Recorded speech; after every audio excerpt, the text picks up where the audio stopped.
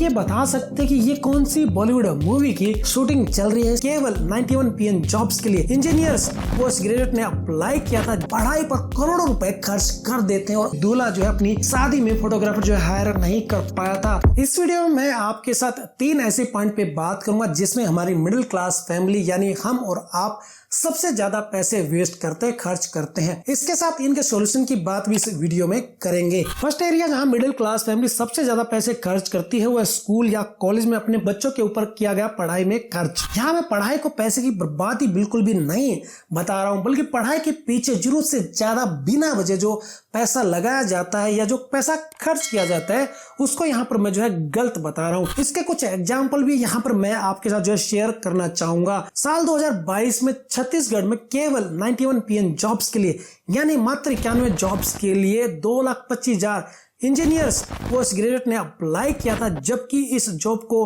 Apply करने के लिए जो मिनिमम एलिजिबिलिटी क्राइटेरिया था वो था 8वीं पास होना। इससे पहले 3,700 PhD होल्डर ने यूपी में PN जॉब के लिए अप्लाई किया था और इसी जॉब के लिए सेम जॉब के लिए 50,000 ग्रेजुएट्स ने और 28,000 पोस्ट ग्रेजुएट लोगों ने अप्लाई किया था, जबकि इस जॉब को अप्लाई करने के लिए जो मिनिमम एलिजिबिलिटी क्राइटेरिया है वो था 5th पास यानी 5वीं पास होना। इन दोनों ही एग्जाम्पल से हमें पता चलता है कि एजुकेशन की वैल्यू क्या है। और कुछ स्टडी में दोस्तों हमें यह भी पता चलता है कि इंडिया के अंदर 50% डिग्री होल्डर ऐसे हैं जो जॉब पाने के लिए एलिजिबल ही नहीं है। मतलब उनके पास डिग्री तो है लेकिन उनके अंदर कोई भी स्किल या क्वालिफिकेशन ऐसी नहीं है जिसके बेस पे उनको जो है आज की डेट में कहीं पर जॉब मिल जाए। और इसका सबसे बड़ा रीजन है हमारी कंट्री का एजुकेशन सिस्टम, जिसमें काम करने लायक कोई भी स्किल या ट्रेनिंग हमें नहीं दी जाती है। स्टूडेंट को केवल एक कागज का टुकड़ा यानी एक डिग्री पकड़ा दी जाती है जिसकी ज्यादा वैल्यू नहीं होती है।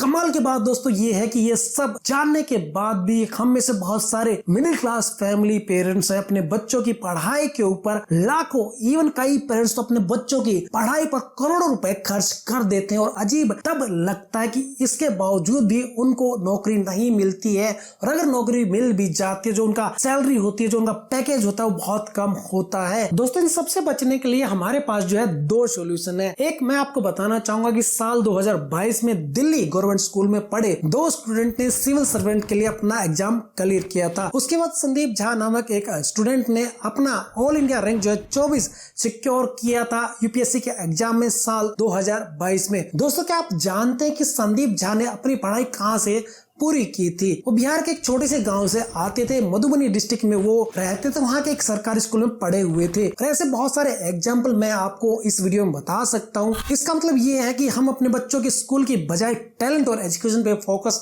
करें और वो सरकारी स्कूल में पढ़कर भी बहुत कुछ अच्छा कर सकते हैं और लाइफ में सक्सेस पा सकते हैं। और इसके साथ मिडिल क्लास पेरेंट्स को अपने बच्चों के स्किल और जो ट्रेनिंग है उस पे पैसे खर्च करने चाहिए। जबकि आज की डेट में हम देख रहे हैं कि जो मिडिल क्लास फैमिली के लोग हैं, पेरेंट है, अपने बच्चों की पढ़ाई पे एक्स्ट्रा खर्चा करते हैं। उनको रियल लाइफ वर्क एक्सपीरियंस देने की कोशिश करनी चाहिए ताकि फ्यूचर में उनको अगर कोई जॉब ना भी मिले तो वो बेरोजगार ना रहे, अपना कुछ काम कर सके, अपना कुछ बिजनेस कर सके। सेकंड एरिया है दोस्तों वेडिंग यानी शादी, वो एरिया जहाँ मिडिल क्लास लोग बिना वजह बहुत ज्यादा खर्च करते हैं। क्या आप ये बता सकते हैं कि ये कौन सी बॉलीवुड मूवी की शूटिंग चल रही है? इसको बनाने में कितना पैसा लगा होगा? ये लोकेशन कौन सी है? दोस्तों ये कोई बॉलीवुड मूवी की जो है शूटिंग नहीं चल रही है। यहाँ पर दोस्तों मैं आपको ये बताना चाहूंगा कि ये प्री वेडिंग फोटोशूट चल रहा है जो आजकल बहुत ज्यादा ट्रेंड में है, बहुत ज्यादा पॉपुलर है, बहुत सारे लोग ये करवाते हैं। लेकिन इस फोटोशूट को करवाने के लिए आज की डेट में मिनिमम 50,000 रुपए और 2 लाख रुपए तक आपको खर्च करने पड़ते हैं। इसके अलावा लोकेशन तक पहुंचना, ट्रेवलिंग,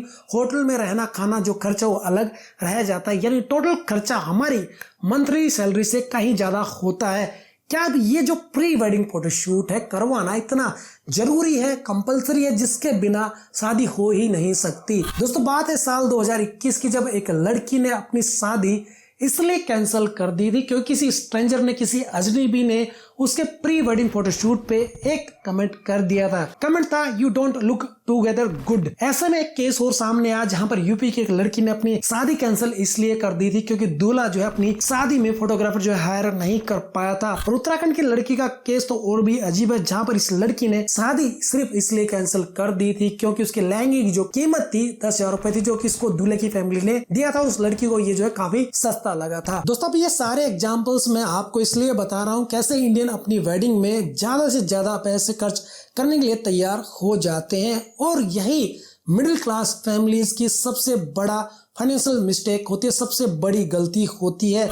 दोस्तों as per data Indian wedding industry जो है आज की डेट में 1 लाख करोड़ रुपए की हो चुकी है, और हर साल ये इंडस्ट्री जो है 25% से लेकर 30% रेट के हिसाब से बढ़ रही है। और इंडिया में जो शादियां होती हैं उनका एवरेज अगर मैं आपको बताना चाहूँ तो यहाँ पर कॉस्टिंग आती है 20 लाख रुपए से लेके 5 करोड़ रुपए तक। एक मिडिल क्लास आदमी अपनी लाइफ में 2 बार सबसे ज्यादा खर्च करता है, एक अपनी वेडिंग में और दूसरा घर लेने में। घर लेना तो चलो फिर भी समझ में आता है कि इन्वेस्टमेंट है, आपका इमोशनल अटैचमेंट होता है, लेकिन वेडिंग में क्यों इतना पैसा बर्बाद किया जाता है।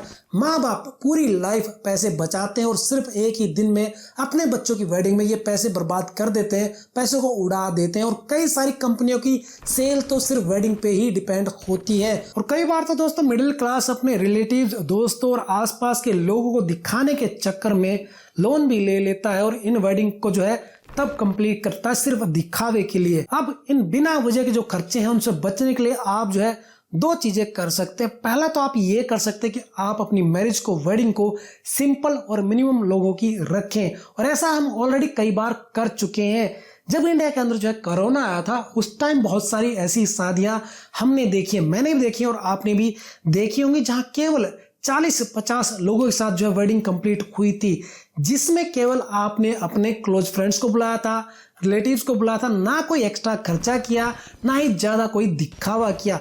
आपको भी ठीक ऐसे ही शादी करनी चाहिए। अगर आपको इससे बड़े तरीके से शादी करनी है, बहुत लेविश शादी करनी है, तो आपको इससे पहले फुल फाइनेंशियल जो प्लानिंग करनी चाहिए। दोस्तों तीसरा जो एरिया है इस लिस्ट में वो है लोन एंड इन्वेस्टमेंट का। इसको आप जो है 2 एग्जांपल से समझते हैं। सबसे पहले आप दोस्तों ये मान लीजिए कि आपने एक घर खरीदा है 30 लाख रुपए लोन लेकर, जिसका जो टेन्योर रहने वाला है 20 साल रहने वाला है। रेट ऑफ इंटरेस्ट जो है इस लोन का रहने वाला है 8.5%। अब आपकी जो पर मंथ EMI बनने वाली है 26,035 रुपए बनने वाली है। अब आप 20 साल में टोटल जो पे करने वाले हो 62,48,327 रुपए पे करने वाले हो। इसमें से आप 32,48,327 रुपए केवल इंटरेस्ट के रूप में एक्स्ट्रा पे करने वाले हो। ठीक इसी तरह हम मिडिल क्लास लोग कुछ ऐसे इन्वेस्टमेंट प्लान में पैसे इन्वेस्ट करते हैं जिसमें उनको ये नहीं पता होता है कि बैंक लॉन्ग टर्म में उनके पैसे को लूट रही होती है। हम में से ज्यादातर लोग अपने पैसे को FD में इन्वेस्ट करते हैं जहां पर हमें 6 से 7% रिटर्न मिलता है, या फिर कोई ऐसा प्लान चूज करते हैं जहां पर हमें पर ईयर 1 लाख रुपए इन्वेस्ट करने होते हैं अगले 10 साल के लिए। ऐसे में अगले 15 से 16 सालों में आपके 10 लाख रुपए के इन्वेस्टमेंट के बदले आपको जो है मिलते हैं 29,52,164 रुपए। लेकिन ये पूरे पैसे हमें इतने सालों में थोड़े थोड़े कर मिलते हैं, यानी एक इंस्टॉलमेंट के रूप में मिलते हैं। लेकिन इतने टाइम में बैंक हमारे इस पैसे को कहीं और इन्वेस्ट कर करोड़ों कमा चुका होता है, लेकिन हमको मिलता है सिर्फ एक थोड़ा सा पैसे का हिस्सा, यानी हमें जो है छोटा पैसा मिलता है। अब यहाँ पर मैं छोटा पैसा इसलिए कह रहा हूँ क्योंकि ये हमें परसेंटेज वाइज बहुत कम मिलता है और हम जो है बेवकूफ बन जाते हैं, क्योंकि हम जो है इसको परसेंटेज वाइज देखते नहीं है, हम केवल नंबर को देखते हैं। हमें यहाँ पर यही लगता है कि हमने जो है 10 लाख रुपए लगाए थे और हमें जो है 29 लाख रुपए मिल रहे हैं, लेकिन ड्यूरेशन वाइज अगर आप रिटर्न देखोगे तो काफी कम होते हैं। दोस्तों मैं यहाँ पर आपको यही राय देना चाहूंगा, अगर आप जो है आपके पास पैसा है उसको कहीं इन्वेस्ट करना चाहते हो, आप इसकी बजाय अपने पैसे को इंडेक्स फंड में या हाई इंटरेस्ट रेट वाली जो FD है उसमें इन्वेस्ट करें, या आपके पास और ज्यादा अगर पैसा तो आप जो है प्रॉपर्टी में भी इन्वेस्ट कर सकते हैं जहां पर आपको जो है काफी अच्छे रिटर्न मिलते हैं। तो दोस्तों ये थे 3 एरिया जहां पर मिडिल क्लास लोग सबसे ज्यादा जो है पैसे वेस्ट करते हैं। आपके आसपास भी बहुत सारे ऐसे लोग होंगे जो इन एरिया में ज्यादा पैसा वेस्ट करते हैं, इसलिए अपने व्हाट्सएप ग्रुप में, अपने फैमिली के ग्रुप में, अपने दोस्तों के ग्रुप में इस वीडियो को जरूर शेयर करें ताकि वो अपना पैसा वेस्ट करने से बचा सकें, ज्यादा वेस्ट ना करें। बाकी आप इन खर्चों को कम करने के लिए क्या करते हैं नीचे कमेंट कर जरूर शेयर करें।